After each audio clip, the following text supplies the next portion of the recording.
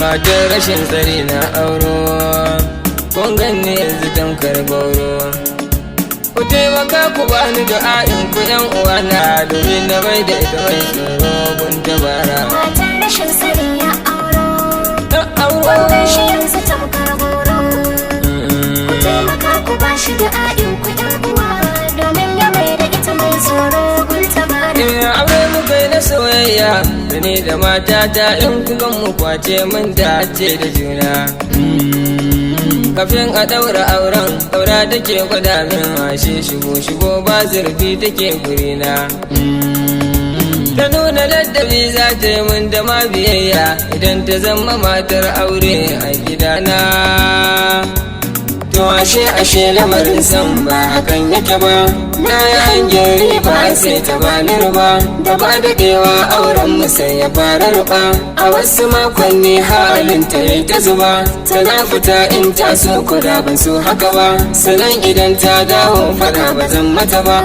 Ni ko wannan lamarin ya ishe ni, da na yi magana sai ta fage da yin larura. Matar rashin tsari ya auro, wannan shi yanzu tamkar gauro. Ku taimaka ku bashi du'a'in ku yan uwa, domin ya mai da ita mai tsoro gun tabara. Bayan waɗansu makonni da ɗaura auren mu ba sai ta ɗauki bakin hali kalar fitsara. Idan na sa kafa na fice, ita ma za ta fice, ba kaga wannan ya zama kamar tijara. Ba ta daraja aure bare mijinta, ko ta dau tukunya a gidanta dan ta ɗora. To abinci in na dawo ba za a kai mini ba, ta tara dukka ƙawayenta sai ta sa su gaba. Idan na dawo kuma gaisuwa ba ta mini ba, sannan ba za ta shigo sannan ma ta ce mini ba. Ta ba miji girma ko kaɗan ba ta haka ba, tana dukan lamura sai ka ce ba ta mutu ba.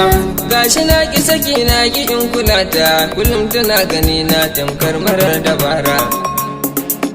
Matar rashin tsari ya auro, wannan shi yanzu tamkar gauro. Ku taimaka ku bashi du'a'in ku yan uwa, domin ya mai da ita mai tsoro gun tabara. Muna zaman mu ba daɗi ku zo ku je, halin ta gashi ta ki ta canza shi na gaji.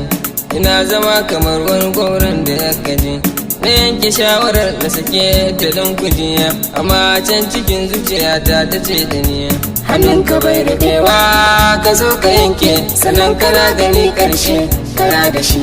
Ka dai ka zamtunawa akwai du'a'i, ka roƙi rabbi shi ne zai mata goma shi. Dukan daren daɗewa da kai da jifa, a sannu zai dawo a zub da shi. Ina ganin ƙawaye ne suke zigata, sannan a bangare na iyaye akwai kazanta.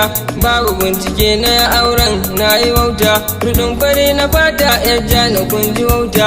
Ashe gidansu ba ta nufiya a magana ta, gashi na ya aure amma ina ta bauta. Na samarin kyawu ya daina ruwa don ku, kar ku je ku ya aure a dinga zagin ku. Ku auri mai tarbiyya cikin gidajen ku, Idris Hausawa nake kira gunku, nake kira gunku. Ina samari, ku auri mai tarbiyya. Ina samari, ku auri mai kyanniya. Ina samari, ku auri mai kyautata addini, ku auri mai tsaftace imani, ku auri mai kyautata tarihi.